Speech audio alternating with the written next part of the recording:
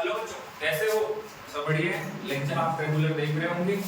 चलो, हमने अभी तक दो लेक्चर हैं वो डिस्कस कर लिए हैं और दोनों लेक्चर में इंट्रोडक्शन था और जो फंडामेंटल पार्टिकल्स है इलेक्ट्रॉन, प्रोटॉन और न्यूट्रॉन, उनकी डिस्कवरी हमने डिस्कस कर ली। अब आज हम हैं जो अभी तक के दो लेक्चर हमने डिस्कस किए हैं उनसे रिलेटेड कुछ क्वेश्चन हैं, उनको डिस्कस करने वाले हैं। ठीक है, बेसिक से क्वेश्चन है, कुछ अच्छे क्वेश्चन भी हैं, यहाँ पर प्रॉब्लम्स आती है तो हम उन क्वेश्चन को डिस्कस कर लेते हैं। तो आज का लेक्चर जो होने वाला है वो ओनली क्वेश्चन के ऊपर होने वाला है। तो देखो, हम यहाँ पर स्टार्ट करते हैं क्वेश्चन और आपके सामने क्वेश्चन नंबर फर्स्ट दिख रहा होगा। देखो, ये क्वेश्चन क्या कह रहा है कि the ratio of E/m for a cathode rays, कि कैथोड रेज जो होती है उनके लिए E/m का जो रेशियो होता है वो इनमें से क्या होता है। ठीक है, तो पहला ऑप्शन क्या है, where with a gas in a charge tube, यानी कि इसका मीन है डिस्चार्ज ट्यूब के अंदर जो गैस भरी है उस गैस के साथ ये चेंज होगा क्या। तो देखो, मैं आपको पहले बता दूं, हमने लास्ट लेक्चर जो थे उनमें डिस्कस कर लिया था कि कैथोड रेज होती हैं वो गैस पर डिपेंड नहीं करती। कैथोड रेज कहां से निकलती हैं? कैथोड से। तो कैथोड से जब ओरिजिनेट होगी, निकलेंगी, तो उसको गैस से कोई मतलब नहीं। तो पहला ऑप्शन तो क्या हो चुका है, रोम। तो E/m है, गैस से चेंज नहीं होगा। दूसरा इज फिक्स्ड। हाँ, तो हम कह सकते हैं कि E/m की वैल्यू फिक्स होती है। किसके लिए? कैथोड रेज के लिए। अब कैथोड रेज में हमने डिस्कस किया था, याद करो, कि कैथोड रेज में कौन होते हैं? इलेक्ट्रॉन्स। और इलेक्ट्रॉन्स कहां से ओरिजिनेट होते हैं? कैथोड से। अब मेन बात जो E/m है वो इलेक्ट्रॉन का है। कैथोड रेज में कौन होते हैं? इलेक्ट्रॉन। और इलेक्ट्रॉन का जो E/m है, जरा ध्यान से देखो, E का मतलब है चार्ज ऑफ इलेक्ट्रॉन और m क्या है? Mass of electron. अब इलेक्ट्रॉन चाहे कहीं से भी ओरिजिनेट हो, लिबरेट हो, कहीं से भी निकले, ठीक है, उसका चार्ज तो फिक्स होने वाला है और ये हमने डिस्कस कर लिया। ये फिक्स होता है 1.602 × 10⁻⁻90 कूलम। और मास भी क्या होता है? Fix 9.1 × 10⁻31 kg। तो इलेक्ट्रॉन कहीं से ही कहीं से ओरिजिनेट हो, E/m फिक्स होना है, वो कभी चेंज नहीं होगा। तो ये फिक्स होगा और ये वैल्यू हमने डिस्कस कर ली। तो ऑप्शन जो बी है वो करेक्ट है। चलो, ऑप्शन बी करेक्ट है, तो हम यहाँ टिक कर देते हैं कि ये ऑप्शन करेक्ट है। इसके बाद में ऑप्शन नंबर सी पर चल लेते हैं। ऑप्शन सी क्या कह रहा है कि वेरी विद डिफरेंट इलेक्ट्रोड्स। देखो, इलेक्ट्रोड से मतलब नहीं है, इलेक्ट्रोड के साथ ये चेंज नहीं होगा। यहाँ कह रहा है कि इलेक्ट्रॉन के साथ चेंज होता है, तो हम कहते हैं बिल्कुल नहीं, क्योंकि इलेक्ट्रोड चाहे कोई सा भी हो, निकलना है क्या है वहां से? इलेक्ट्रॉन। और इलेक्ट्रॉन का मास और चार्ज वो तो फिक्स है, तो इलेक्ट्रोड से कोई मतलब नहीं है। ये रॉन्ग हो गया। तीसरा, is maximum of hydrogen is taken. तुम देखो, जो डिस्चार्ज ट्यूब है, कांच की जो ट्यूब लेते हैं उसमें गैस आप फिल करो और हाइड्रोजन, तो गैस से मतलब है ही नहीं। क्यों? क्योंकि कैथोड रेज गैस से ओरिजिनेट होती ही नहीं है। तो गैस आप चाहे हाइड्रोजन लो चाहे कोई सी लो, E/m की वैल्यू चेंज नहीं होगी और ना और कुछ होगा। तो E/m क्या होने वाला है? फिक्स होने वाला है। तो क्वेश्चन नंबर फर्स्ट का आंसर क्या आ जाएगा? क्लियर है। इसके बाद में हम क्वेश्चन नंबर 2 है वो चीज कर लेते हैं। तो अब हम नेक्स्ट क्वेश्चन नंबर 2 है, which of the following which of the following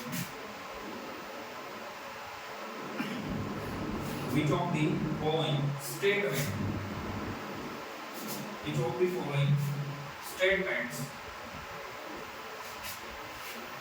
is wrong about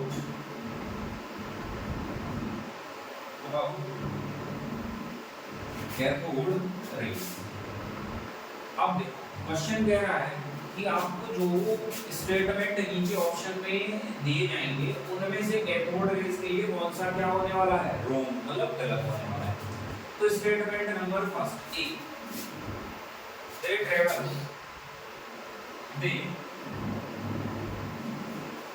travel in straight straight line. They travel in straight line towards cathode. Clear? तो स्टेटमेंट नंबर फर्स्ट हो गया। स्टेटमेंट नंबर सेकंड क्या है? They produce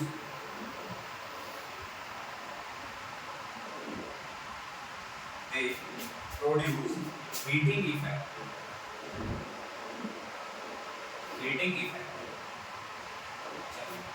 option जो C है statement number C, they carry negative charge.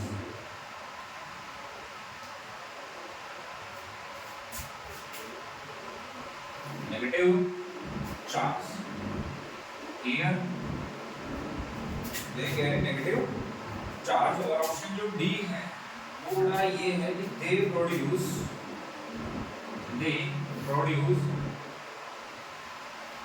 X-rays.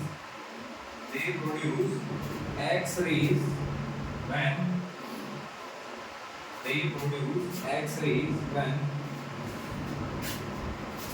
strike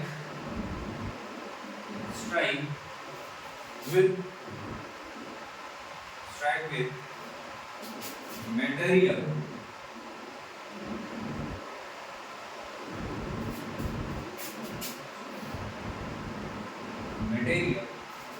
having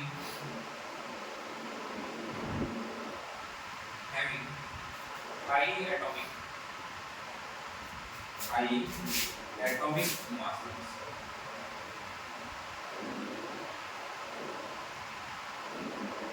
ठीक है, high atomic masses. तो ध्यान से क्वेश्चन नंबर सेकंड क्या है? सेकंड एक बार रिपीट कर लेते हैं। क्वेश्चन सेकंड ये कह रहा है कि जो आपको नीचे स्टेटमेंट दिए गए हैं उन स्टेटमेंट में से कैथोड रेज के लिए कौन सा स्टेटमेंट रॉन्ग होने वाला है, गलत होने वाला है। चलो स्टेटमेंट फर्स्ट हम चेक कर लेते हैं। फर्स्ट नंबर स्टेटमेंट क्या कह रहा है कि दे travel in a straight line towards the cathode. इसका बी क्या है पहले तो समझा। ये कह रहा है कि ये है वो स्ट्रेट लाइन में ट्रैवल करती है, गति करती है। किसकी ओर? कैथोड की ओर। टुवर्ड्स कैथोड का मतलब जो कैथोड है उसकी ओर। तो ये बेटा रॉन्ग स्टेटमेंट है। क्यों? कैथोड जो रेज हैं वो निकलती हैं कैथोड से और किसकी ओर ट्रैवल करती हैं? Towards anode. याद करो लास्ट लेक्चर, कैथोड से तो रिफ्लेक्ट होती हैं और किसके साइड में ट्रैवल करती हैं? एनोड की साइड में ट्रैवल करती है। तो स्टेटमेंट पहला गलत है। इतनी तो लाइन सही है, दे ट्रैवल इन स्ट्रेट लाइन बिल्कुल सही है, बट ये वाला गलत है। टुवर्ड्स कैथोड नहीं, यहाँ टुवर्ड्स क्या था? एनोड। क्लियर है? तो रॉन्ग स्टेटमेंट कौन सा हो गया? पहला ही हो गया। तो यहाँ से हम सीधा आंसर टिक कर सकते हैं क्या? ए। बट आगे के ऑप्शंस हैं वो भी हम क्या करने वाले हैं? डिस्कस करने वाले हैं। तो दे प्रोड्यूस हीटिंग इफेक्ट, बिल्कुल सही बात है। Cathode raise heating effect produce करती है। कैसे मैं आपको बताता हूँ कि हम जब इनको एक सॉलिड मेटल सरफेस पर यहाँ बॉम्बार्ड कराते हैं तो यहाँ पर जैसे ही बॉम्बार्ड करेंगी तो इनके पास जो एनर्जी है वो यहाँ पर ये इसको ट्रांसफर कर देगी और एनर्जी ट्रांसफर करते हैं तो इस मेटल सरफेस का टेम्परेचर क्या होने लगता है? इंक्रीज। यानी कि यहाँ पर कौन सा इफेक्ट हो गया? हीटिंग इफेक्ट हो गया। क्लियर? मतलब ताप बढ़ा देती।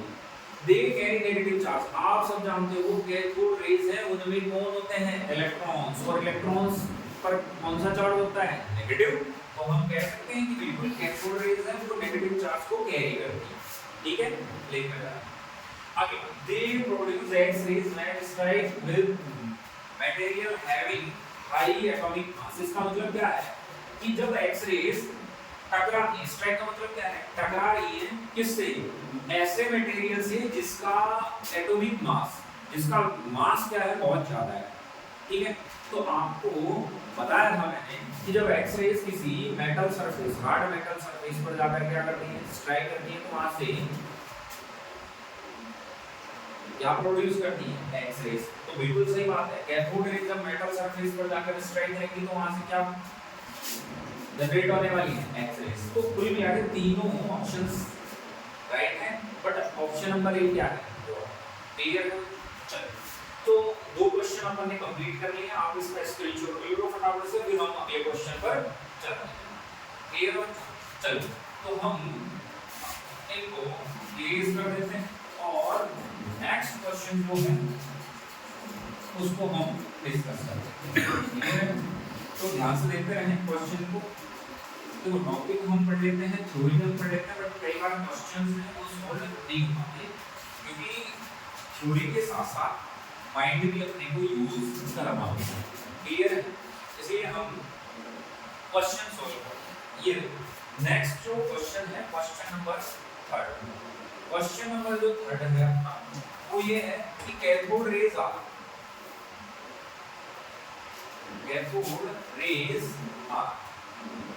ठीक है।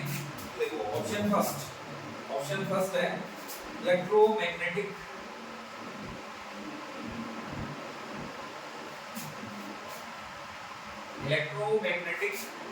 वेव्स।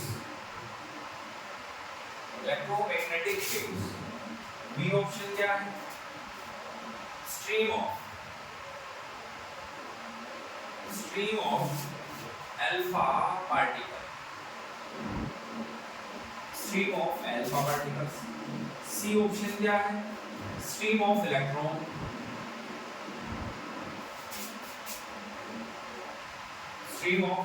और डी ऑप्शन क्या है? Radiation.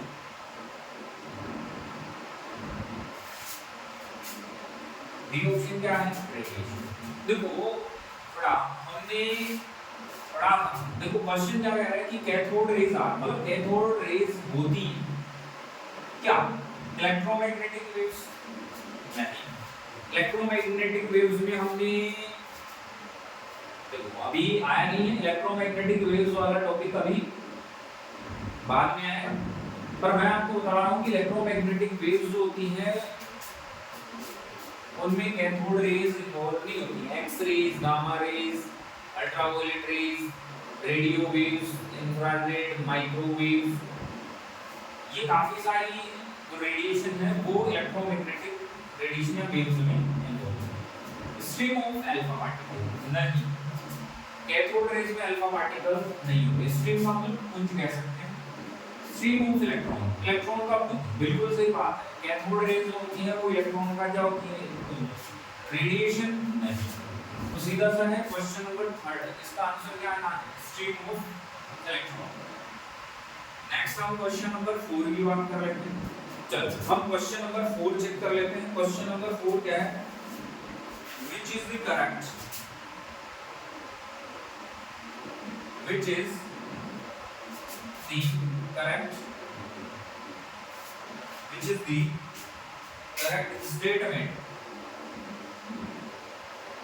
statement which is the correct statement about proton। तो ध्यान से देखो, ऑप्शन नंबर ए है, ये है it is the nucleus of deuterium. It is a nucleus of deuterium.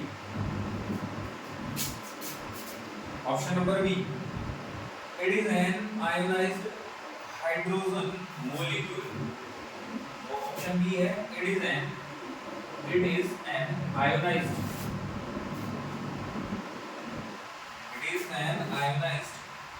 Hydrogen molecule. ठीक है। ऑप्शन सी जो है वो ये है, it is an ionised hydrogen atom. It is an ionised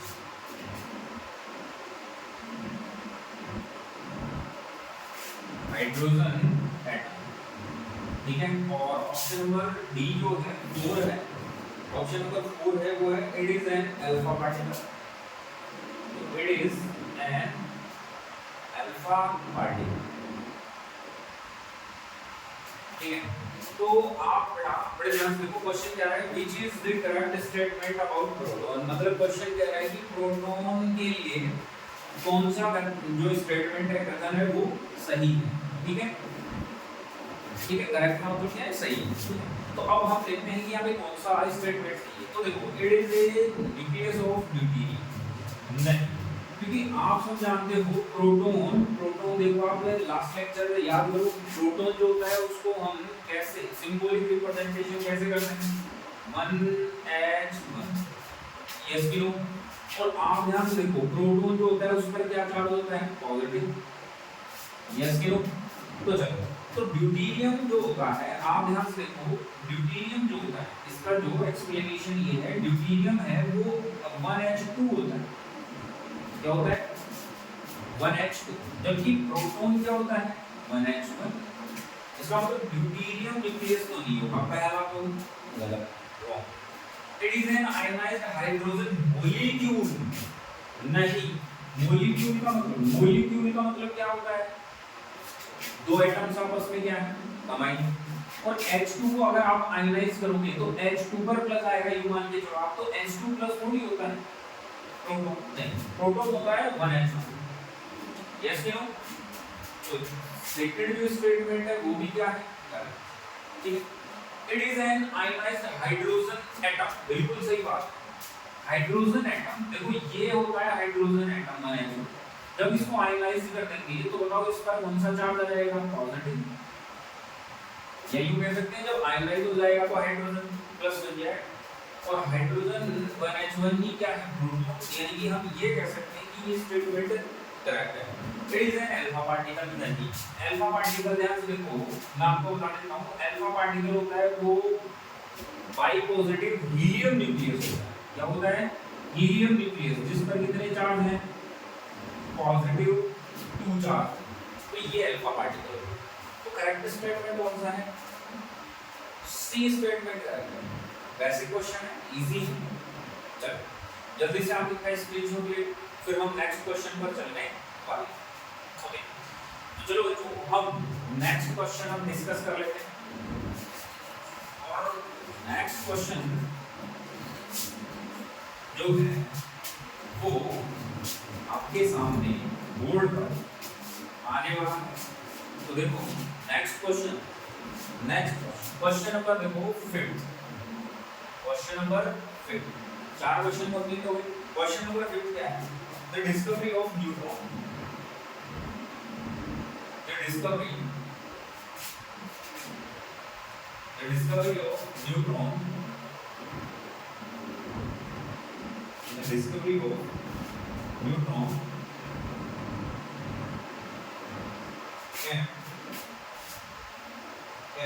came very late because चलो ऑप्शन देखिए। Option number जो फर्स्ट है वो है it is present in nucleus, it is present in nucleus. Option B क्या है, ऑप्शन बी है it is a fundamental particle, तो it is a fundamental particle. Option जो सी है, ऑप्शन सी वो है it is an ionised, option C है it does not move, it does not move, it does not move. और option B जो है वो है ना इट डज नॉट कैरी,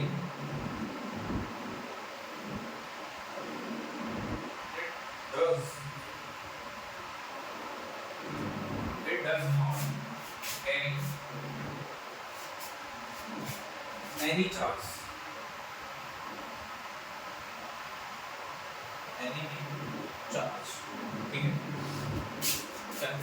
तो क्वेश्चन नंबर 5 क्या है, ध्यान से देखो, if the discovery of neutron can very late because, यानी कि क्वेश्चन क्या है कि न्यूट्रॉन की जो डिस्कवरी है वो काफी टाइम बाद हुई, ठीक है।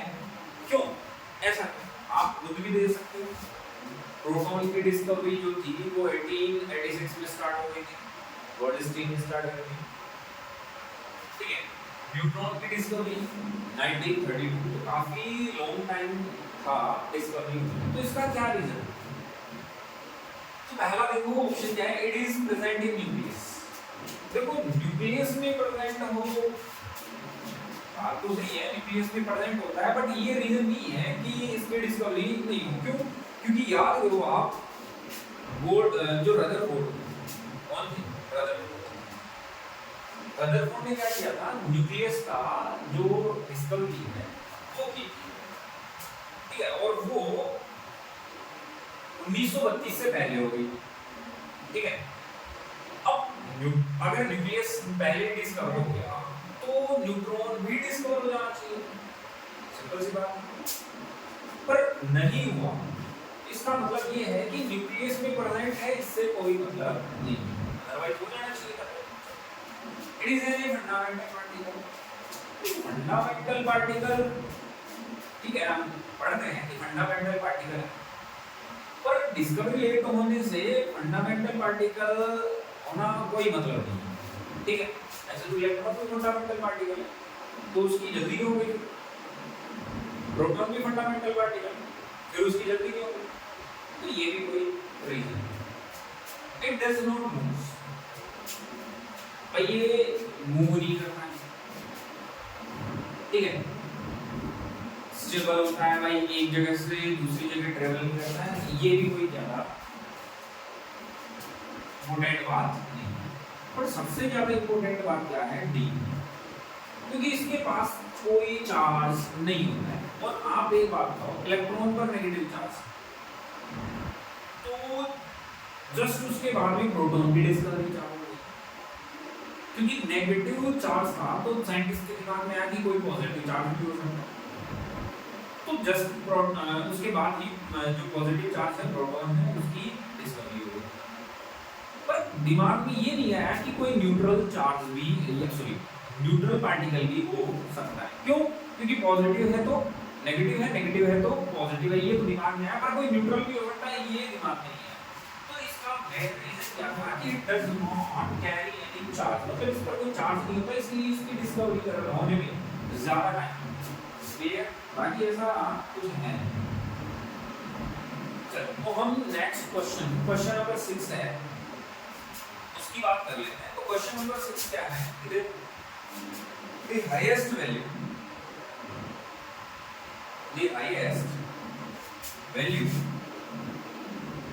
value of E by m, of the highest value of E by m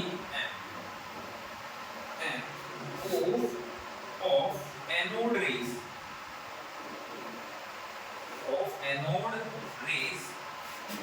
has been observed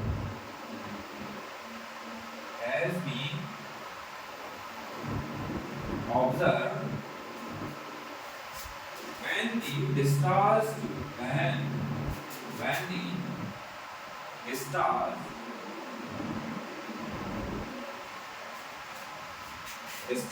tube is filled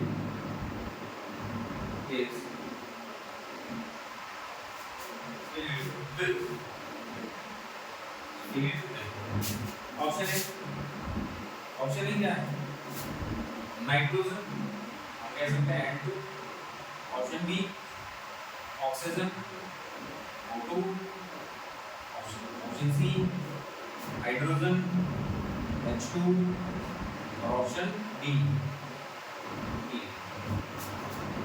तो देखो क्वेश्चन क्या कह रहा है, क्वेश्चन समझ लेते हैं कि the highest value of E by m of anode rays, मतलब एनोड रेज का जो E by m की वैल्यू है वो अधिकतम कब होगी, जब हम डिस्चार्ज ट्यूब में क्या भरें, या यूं कह सकते हैं कि जब हम डिस्चार्ज ट्यूब में कौन सी गैस भरेंगे, क्या भरें कि एनोड रेज की E by m की वैल्यू क्या होगी, हाईएस्ट।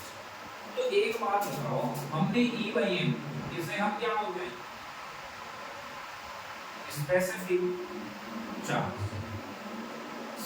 चार्ज बोलते हैं, और E by m की वैल्यू, और वो भी ध्यान से देखो किसके लिए बात कर रहे हैं, एनोड रेज, और एनोड रेज के E by m किस पर डिपेंड करती है, इस पर हमने ये पॉइंटर को डिस्कस करेंगे।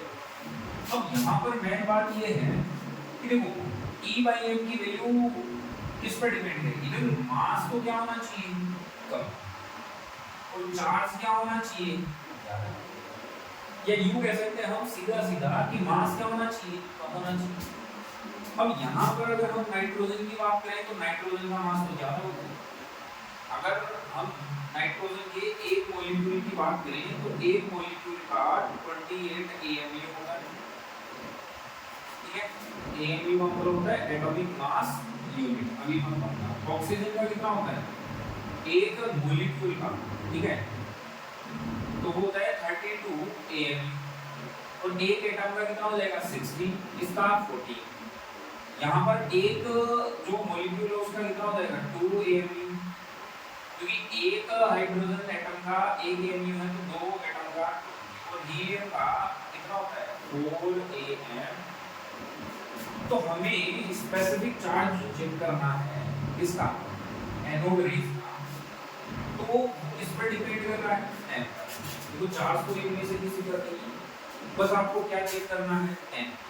अब जिसका m कम होगा उसका specific charge E by m की वैल्यू क्या होने वाली है इंक्रीज।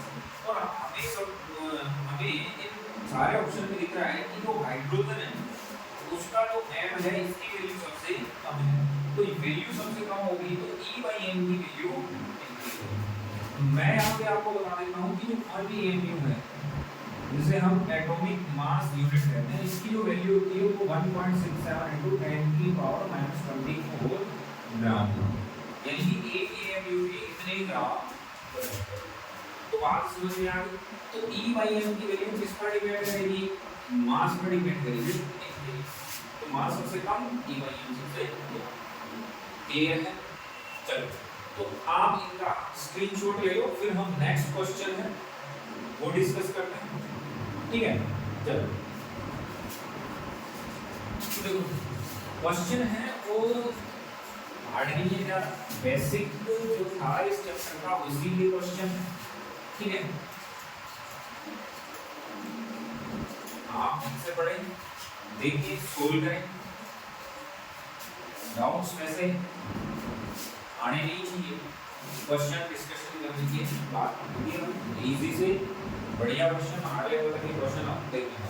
चलो अगला क्वेश्चन हम चेक कर लेते हैं। तो अगला क्वेश्चन क्या है, तो question number 7, question number 7 which of the following statement is incorrect। तो क्वेश्चन है which of the following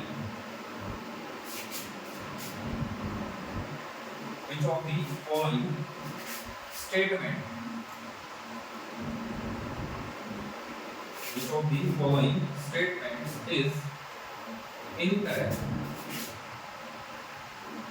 which of the following is incorrect, ठीक है। ऑप्शन ए है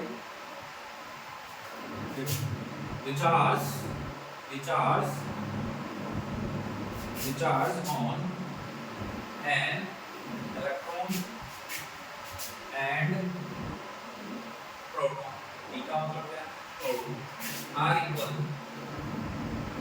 equal and opposite, R equal and opposite, पहला option number B. Second, neutrons have no charge, neutrons have no charge. Option C जो है option C है electrons and protons have the same mass, तो electron and proton have the same mass, ठीक है। और D जो option है ना, डी ऑप्शन है the mass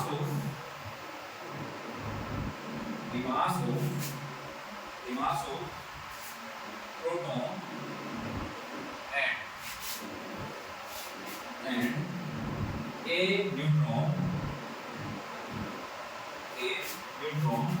are nearly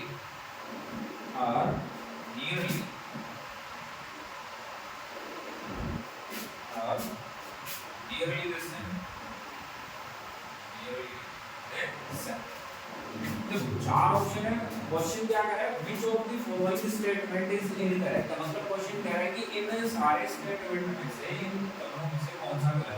incorrect का मतलब सही नहीं है। देखो पहला option the charge on an electron and proton are equal and opposite। ये कह रहा है कि इलेक्ट्रॉन और प्रोटॉन पर जो चार्ज है वो इक्वल है, समान है और अपोजिट भी है। बात तो सही है, हमने डिस्कस किया था कि इलेक्ट्रॉन पर जो चार्ज होता है वो नेगेटिव होता है, प्रोटॉन पर पॉजिटिव होता है, बट वैल्यू क्या होगी? सेम। पहला ऑप्शन तो करेक्ट है, इनकरेक्ट हो जाएगा।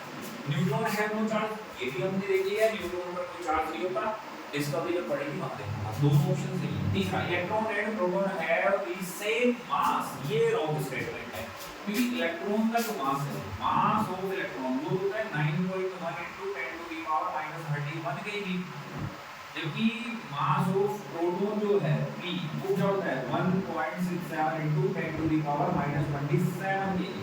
तो यहाँ पर मास दोनों का क्या होने वाला है? डिफरेंट होने वाला है, सेम नहीं होने वाला। तो ऑप्शन जो इनकरेक्ट है वो कौन सा है? सी है। जबकि डी को हम डिस्कस कर लें। The mass of proton and a neutron are nearly the same। सही बात है। हमने जो लास्ट में टेबल बनाई थी, जरा उसको जाकर के चेक करो।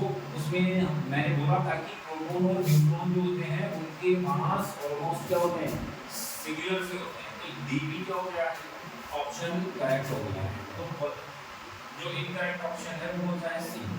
अब हम क्वेश्चन नंबर जो 8 है, ठीक है, क्वेश्चन नंबर जो 8 है, क्वेश्चन नंबर 8 को डिस्कस करने वाले हैं, तो बड़े ध्यान से देखना। क्वेश्चन नंबर जो 8 है वो क्या है? तो देखो क्वेश्चन नंबर 8 जो है वो ये है कि X rays are produced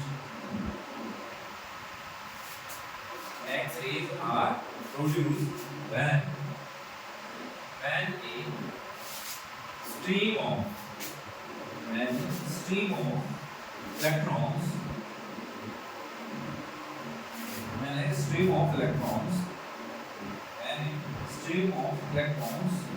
in an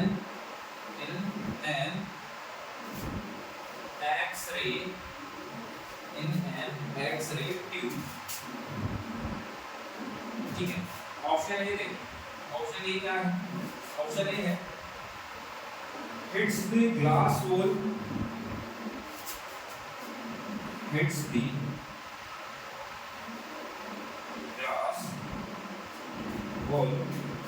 of the tube। तो हम बाद में समझेंगे इसका मतलब क्या है।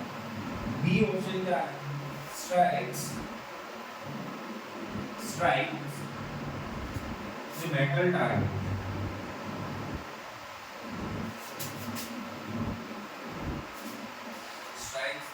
मेटल टारगेट, ठीक है। सी जो ऑप्शन है वो है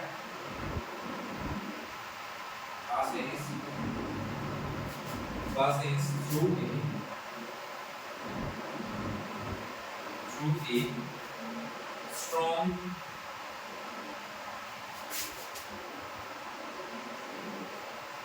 magnetic field। और डी जो ऑप्शन है वो डी ऑप्शन वो है none of the above।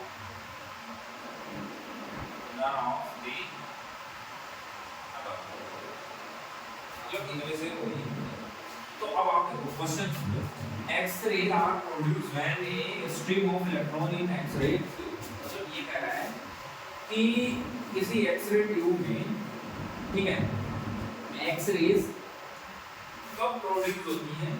जब इलेक्ट्रॉन बीम, स्ट्रीम का मतलब क्या है? इलेक्ट्रॉन बीम क्या करे इनमें से, इन ऑप्शंस में से क्या करे कि कौन सी रेज प्रोड्यूस हो? एक्स-रेज। समझ में आ गया? भाई एक्स-रे जो एक्स-रे ट्यूब आपने ली है उसके अंदर एक्स-रे कब प्रोड्यूस हो सकती है? जब इलेक्ट्रॉन का जो स्ट्रीम है, इलेक्ट्रॉन वो इनमें से क्या करे, तब हो। तो देखो कि hits the glass wall of the tube. ये जो इलेक्ट्रॉन स्ट्रीम जा रही है, इलेक्ट्रॉन का जा रहा है, वो ग्लास जो है उसकी जो दीवार है उससे क्या करेगा? हिट करेगा उसको, उससे टकराएगा। तो देखो ग्लास वॉल पर जाकर हिट करने से एक्सरे प्रोड्यूस नहीं हो रही थी, हमने डिस्कस किया था। अगला स्ट्राइक्स द मेटल टारगेट। हाँ, तो हमने कहा था कि जब यहाँ पे मैंने कहा था कि जब ये कौन आई इलेक्ट्रॉन बीम आई, जब इनको हम हार्ड मेटल सरफेस पर क्या लगाते हैं स्ट्राइक, यहाँ से क्या जनरेट होती है एक्स-रेज। तो ये बात बिल्कुल सही है, जब मेटल टारगेट पर हम इनको क्या करेंगे स्ट्राइक करेंगे तो क्या करने वाली है X-rays passes through a strong magnetic field। देखो मैग्नेटिक फील्ड से जब हम इसको पास का मतलब क्या है गुजारते हैं strong, तो यहाँ एक्स-रेज प्रोड्यूस नहीं होती, डिफ्लेक्ट होती है। मतलब अपने पास से ये क्या हो जाती है भटक जाती है, डिफ्लेक्ट हो जाती है। तो मैग्नेटिक फील्ड से एक्स-रे प्रोड्यूस नहीं होती, ये अपने पास से डिफ्लेक्ट होती है, कुछ चीज है नन ऑफ द अबव। तो आंसर क्या है बी। तो ये हमने जो 8 क्वेश्चन है बेसिक इंट्रोडक्शन था उसके अभी तक हमने कंप्लीट कर लिया। क्लियर है? चलो कुछ क्वेश्चन और सॉल्व कर लेते हैं ताकि जो डाउट्स हैं वो ना रहे और पूरा टॉपिक क्या हो जाए क्लियर हो जाए, तो आपको ये भी पता चल जाए कि क्वेश्चन कैसे बनने वाले हैं। आगे की बात समझ में चलो, तो आप जल्दी से इसका स्क्रीनशॉट लें और फिर हम अगले क्वेश्चन को डिस्कस करने वाले हैं। चलो तो क्वेश्चन की आप प्रैक्टिस करें, दूसरे भी करें, जितने ज़्यादा क्वेश्चन प्रैक्टिस करेंगे टॉपिक उतना ही स्ट्रॉन्ग होता जाएगा, ठीक है, और डाउट्स भी आपकी क्या होते जाएंगे कम होते जाएंगे। इसलिए हम यहाँ क्वेश्चन क्या कर रहे हैं डिस्कस क्लियर। चलो तो अगला जो क्वेश्चन है क्वेश्चन नंबर 9 वो हम डिस्कस कर लेते हैं। क्या the nature of positive rays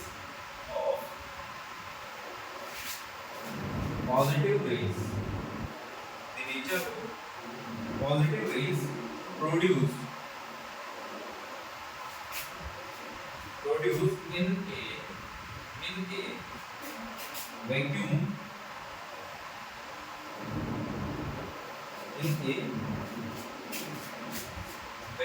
discharge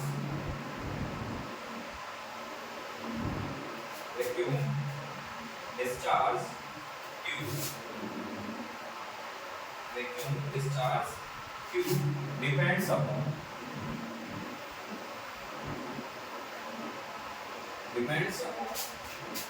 option first क्या है the nature of the gas, option B है nature of the material of cathode. Option जो सी है वो है nature of the material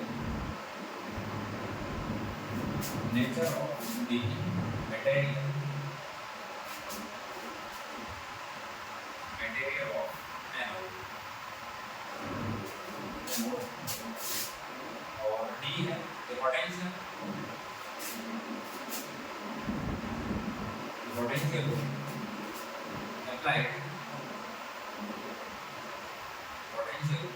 applied across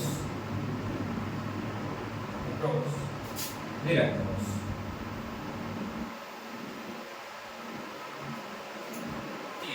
तो देखो पहले तो इस क्वेश्चन का मीन समझा लेता हूं आपको।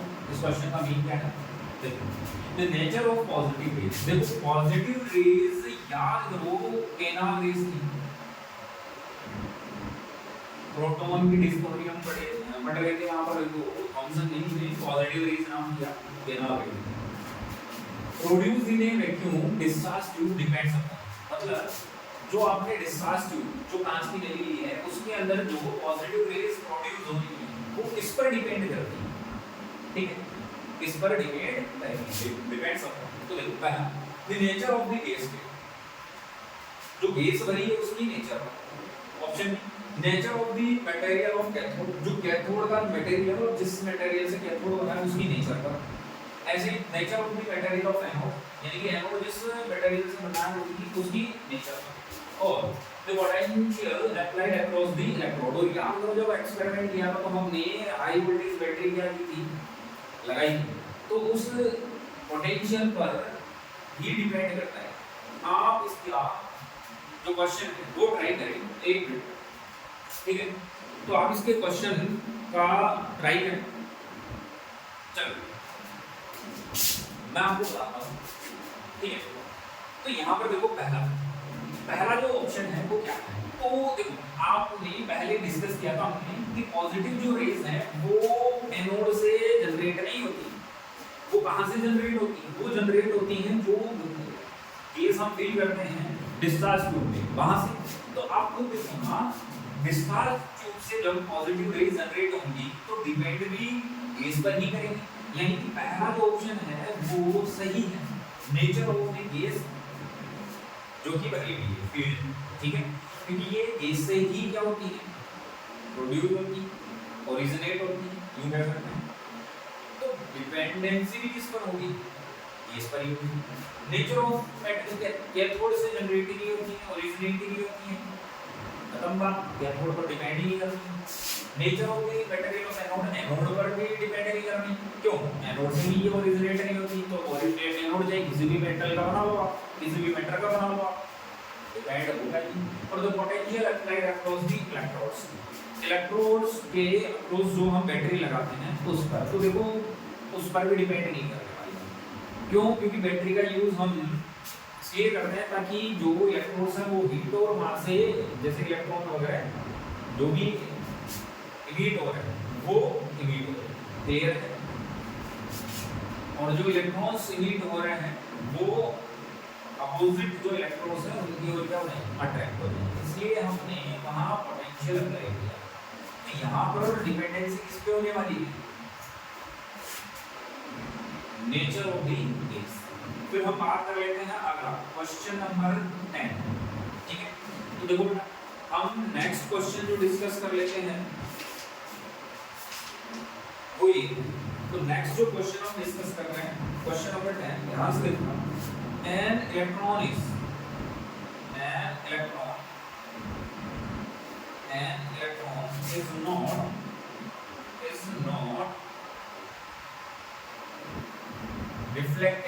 not reflected on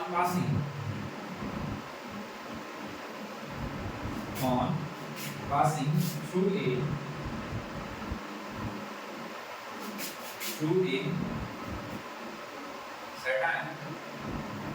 certain reason, because option E क्या है? There is no magnetic field. There is no magnetic field. ठीक है? ऑप्शन बी क्या है? ऑप्शन बी है there is magnetic field. There is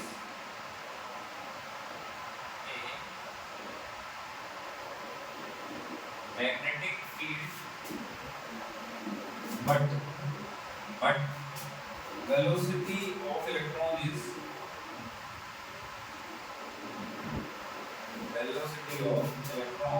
is parallel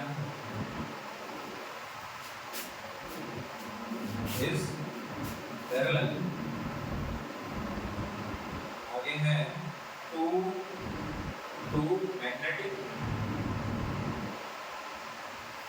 magnetic field।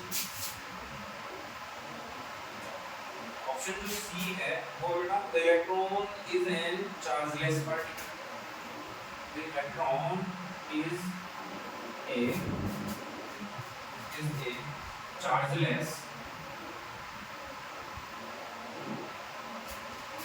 chargeless particle।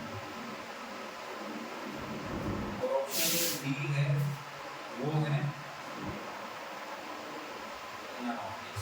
तो ध्यान से सुनो, क्वेश्चन क्या है कि an electron is not reflected on passing through a certain region because question कह रहा है कि जो इलेक्ट्रॉन है वो डिफ्लेक्ट नहीं होता है जब वो किसी रीजन से क्या कर रहा होता है, पास कर रहा होता है, गुजर रहा होता है। बिकॉज क्यों, ऐसा क्यों है कि जब वो किसी, या यूं कह सकते हैं कि ऐसा क्यों, क्या है, क्या रीजन है कि जब इलेक्ट्रॉन किसी रीजन से गुजर रहा है तो वो डिफ्लेक्ट नहीं होता। तो पहला ध्यान से, there is no magnetic field, यानी कि वहां कोई मैग्नेटिक फील्ड नहीं है। तो देखो मैं आपको बता दूं, जो इलेक्ट्रॉन है कैथोड रेज या तो वो दो फील्ड से डिफ्लेक्ट हो रही है, एक मैग्नेटिक फील्ड और एक इलेक्ट्रिक फील्ड। अगर मैग्नेटिक फील्ड नहीं होगा तो डिफ्लेक्शन नहीं होगा, इलेक्ट्रिक फील्ड नहीं होगा तो डिफ्लेक्शन नहीं होगा। तो पहला जो ऑप्शन है वो क्या है, there is no magnetic field. तो ये बात सही है कि अगर मैग्नेटिक फील्ड नहीं है तो डिफ्लेक्शन नहीं होगा, सही बात है। There is a magnetic field, अब ये ऑप्शन क्या कह रहा है कि मैग्नेटिक फील्ड तो है, जैसे सपोज दैट ये मैग्नेटिक फील्ड है और मैग्नेटिक फील्ड है, बट जो इलेक्ट्रॉन की वेलोसिटी है, मतलब जो इलेक्ट्रॉन मूव कर रहा है वो इस मैग्नेटिक फील्ड के पैरेलल है, यानी कि जिस साइड में मैग्नेटिक फील्ड है उसी साइड में कौन है, वेलोसिटी। तो मैग्नेटिक फील्ड से ये क्या हो जाएंगे, डिफ्लेक्ट हो जाएंगे, सिंपल सी बात है। दिमाग लगाना है सर, दिमाग लगाना है, क्योंकि मैग्नेटिक फील्ड आ जाएगा तो यहाँ पर क्या हो जाएगा, डिफ्लेक्शन, तो यहाँ पे ये डिफ्लेक्ट कर देंगे। The electron is a chargeless particle, ये भी बात गलत है, इलेक्ट्रॉन पर तो चार्ज होता है नेगेटिव। तो यहाँ पर जो सही स्टेटमेंट है वो कौन सा है, फर्स्ट, कि वहाँ कोई मैग्नेटिक फील्ड नहीं। तो ये हमने 10 क्वेश्चन यहाँ क्या करेंगे, हम कंप्लीट करेंगे। आप इन क्वेश्चन का स्क्रीनशॉट ले लें। चलो हम अब एक और क्वेश्चन डिस्कस करने वाले हैं, वो काफी ज्यादा काम का क्वेश्चन है और दिमागी क्वेश्चन, पहली बात आईडी यूज करना पड़ेगा उस क्वेश्चन के लिए, ठीक है। चलो तो हम उस क्वेश्चन को डिस्कस कर लेते हैं। तो जो अगला क्वेश्चन है उसको बड़े ध्यान से, नेक्स्ट क्वेश्चन, क्वेश्चन नंबर 11, ये क्वेश्चन ये क्या है, क्वेश्चन क्या है, as the speed of the electron increases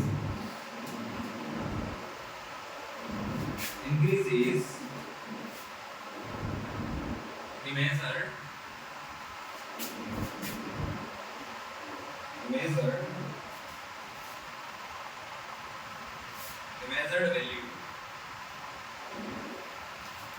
measured value of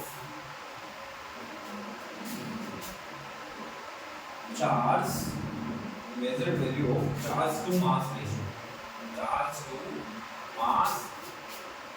ratio, ठीक है। चार्ज टू मास रेशियो का मतलब क्या है, E/m, ठीक है। चलो तो ये क्वेश्चन है, ऑप्शन ध्यान से, ऑप्शन ए है इंक्रीजेज, ऑप्शन बी है रिमेन अनचेंज्ड,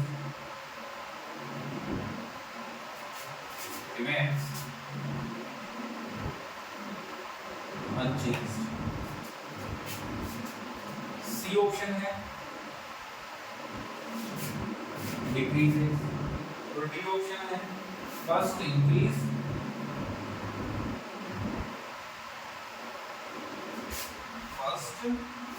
increases then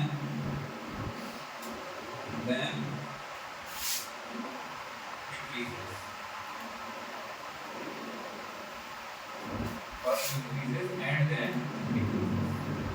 ये क्वेश्चन, अब इस क्वेश्चन को क्वेश्चन क्या कहता है कि speed of the electron increases, मतलब अगर हम इलेक्ट्रॉन की स्पीड को क्या कर रहे हैं, इंक्रीज कर रहे हैं, the measured value of the charge to mass ratio, तो जो E/m का मेजर किया हुआ जो रेशियो है वो क्या होने वाला, वो इंक्रीज होगा, डिक्रीज होगा, रिमेन अनचेंज होगा, क्या होगा।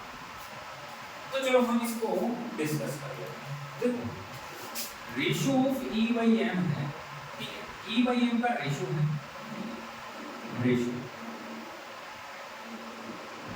रेशियो किसका, E/m का। देखो इलेक्ट्रॉन का चार्ज तो फिक्स होता है, ये तो फिक्स है, ये हमने पहले भी डिस्कस किया, और और मास भी हमने पढ़ा कि फिक्स है, बट ध्यान से देखो अगर इलेक्ट्रॉन मूव कर रहा है, मूविंग इलेक्ट्रॉन, याद हो बीगल वाला एक्सपेरिमेंट हमने देखा, वहां डिस्कस किया गया था कि मूविंग इलेक्ट्रॉन जो होता है उसका मास है वो चेंज हो जाता है रेस्ट मास ऑफ इलेक्ट्रॉन से, याद आया कुछ?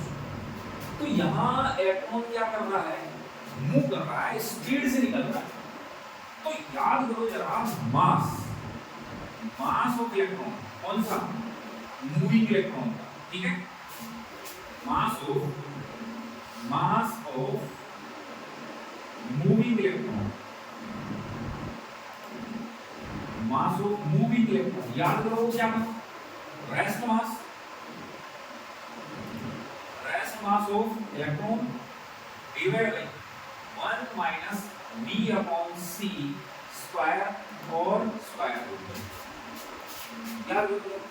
तो ये जो v था, याद करो वहां पे जाके, v था वेलोसिटी ऑफ इलेक्ट्रॉन और c था वेलोसिटी ऑफ लाइट।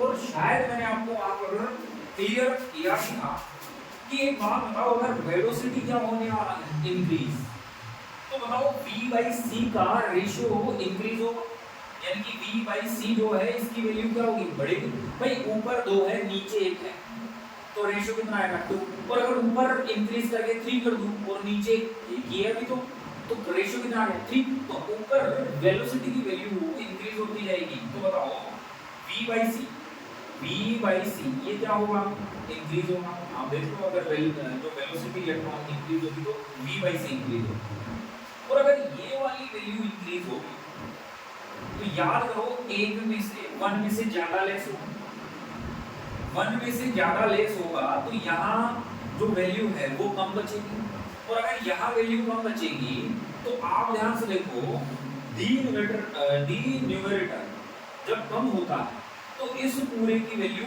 बढ़ती है। तो हम कह सकते हैं कि मास ऑफ मूविंग इलेक्ट्रॉन क्या होने वाला है, बढ़ने वाला है। और अगर आपको याद हो तो शायद केस नंबर 2 मैंने बताया था, केस नंबर 2 सेकंड जाके याद रखना कि velocity of electron greater than c, तो मैंने कहा था कि mass of moving electron greater than rest mass of electron. तो ये वाला केस पढ़ना जाके कि वेलोसिटी अगर आप इंक्रीज करोगे, ठीक है, इलेक्ट्रॉन की, तो मूविंग इलेक्ट्रॉन का मास क्या होने वाला है, इंक्रीज।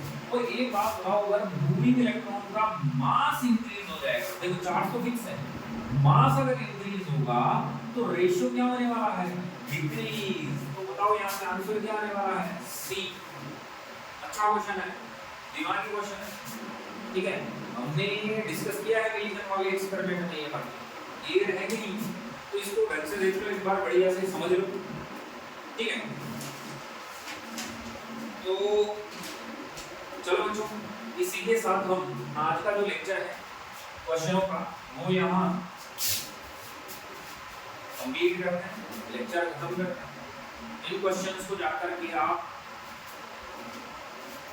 वापस से एक बार ट्राई करें, वीडियो वापस से चेक करें, ठीक है, और इनको अच्छे से सॉल्व करें, बेसिक क्वेश्चन है, ठीक है। तो ये लेक्चर अपना यहीं हम कंप्लीट करते हैं। और अगर आपको